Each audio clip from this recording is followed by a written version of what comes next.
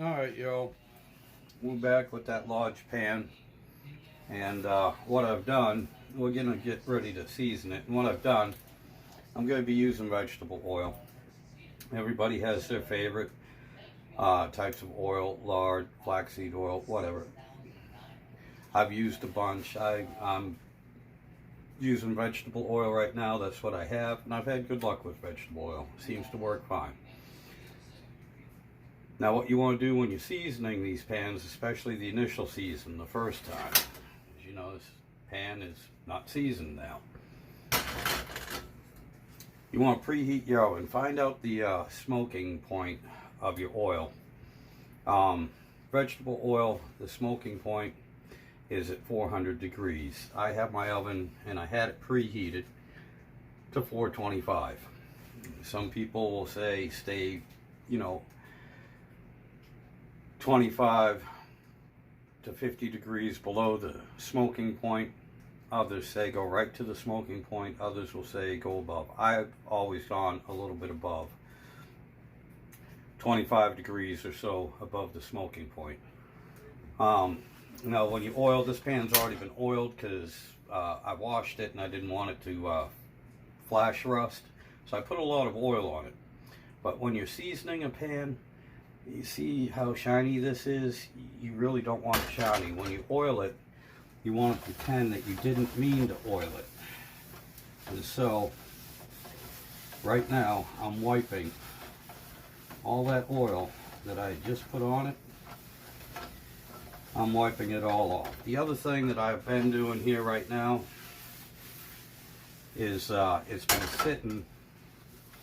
It has been sitting on the vent to the stove, so the pan itself is quite warm. Will it burn me? No, but I cannot comfortably hold it.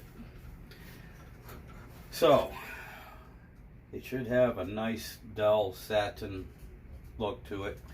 And what we're going to do is we're going to put it in the oven. We're going to put it in upside down. That way, if there is too much oil on it, you won't get all the gumminess all over the bottom. It will drip down. There'll be little bumps on it, little hard bumps, and those can be taken off just by warming it back up on the stove top and scrubbing it with a green scrubby. Or if you want, you can even scrape it off with the metal spatula, knife, or a spoon. It's the initial seasoning. You're not going to damage the pan. These pans are really forgiving. Now, if you're a collector, or if you have one of those $300 pans and you're trying to re-season it, you probably don't want to be too mean with it. This is a $25 large pan that, again, like I said earlier, has got the worst casting I have ever seen on a brand new large pan. It was rough. It was rough.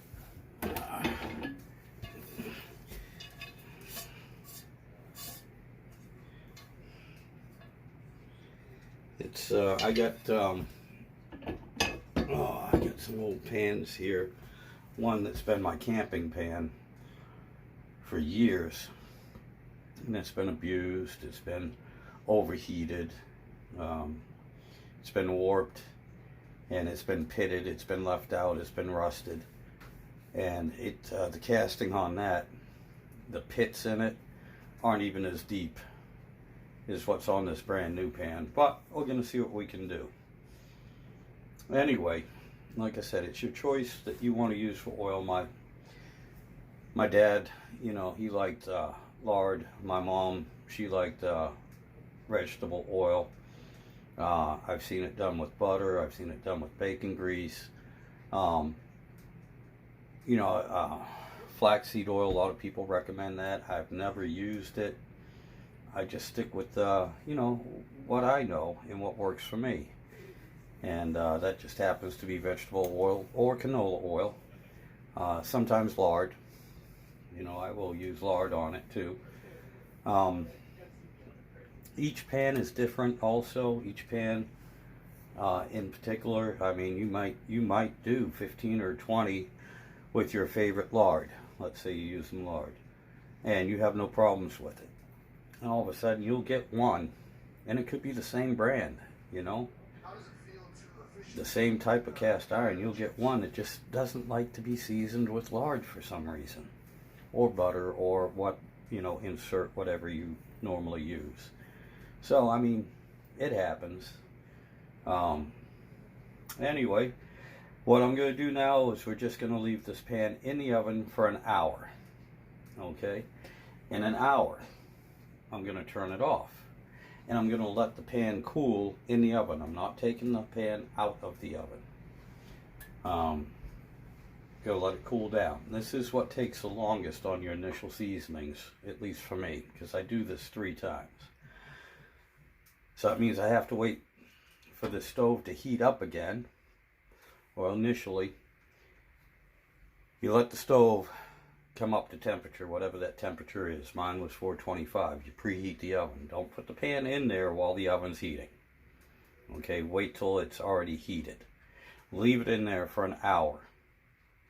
Turn the oven off. Leave the pan in the oven until the oven cools down and the pan cools down enough so you can touch it. Now, if you want to start your second seasoning, what I like to do is wait till that pan is just warm enough, actually a little cooler than it was on the stove top here, but just warm enough so it's uncomfortable to hold, but hot enough so that the pan is still expanded, you know, everything's still warm. Put a little bit of oil in it, wipe it all around, and then again go, oh darn, I forgot, I don't want any oil in this pan. And you wipe it off again. Wipe it off the best you can. Same thing, put it back in the oven once it's reached its temperature. Upside down, leave it for an hour, turn the oven off, let it cool down, and then do it one more time. You do it 3 times is what I do. Some people like to do it only once. Some people like to do it 6 times. Some people do it 12 times. The way I do it, it's usually at least an hour and a half to 2 hours each time I season it. And like I said, each time I do a seasoning process, and I do it 3 times. So that's 6 to 7 hours, sometimes 8. It all depends on how long it takes the oven to heat up and cool down. So it's a full day's worth of work. You don't have to do it all at once. Like today, I got stuff I got to do tomorrow and the rest of the week. So I'll probably do this one seasoning. I don't know if I'll do a second. It might not be till next week till I do a second one. It's fine to leave it set. Make sure there's some oil on it. But it's fine to leave it set and do it every Saturday. Take 3 Saturdays to do it. Don't cook in it, don't do anything until you get all 3 coats of seasoning on it. That's my method. Other people just season it once and then cook with it. Either way is fine. It'll darken up and everything. This just gives me, the way I feel, this gives me a better base coat. Alright, so anyway, I'll bring you back in probably 2 hours when this thing is cool enough to handle.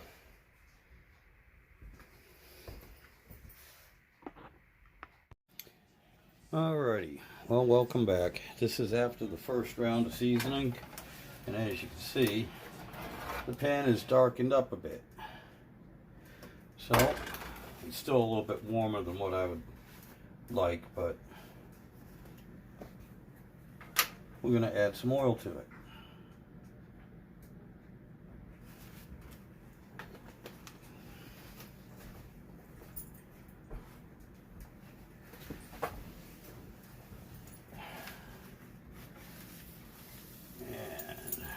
Wipe the oil around it. Like I said, this is a little bit warmer than what I would like. A lot of that is because I turned the oven back on and it's sitting on the top, so the oven heated it. I'm going to wipe everything on this. This one, I didn't touch the outer seasoning on it, so it really doesn't need it. But there you go. Alright. Now you see how shiny that looks? I don't want that. Make sure. How shiny that looks, that's not what we're looking for. What we're looking for is to get rid of all this oil, like I didn't mean to put it in there.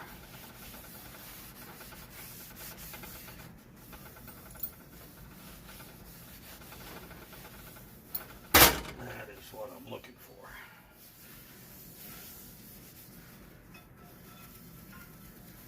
Now, I don't know if the camera will pick this up because it's still a little shiny, but it's definitely a duller sheen than what it was. And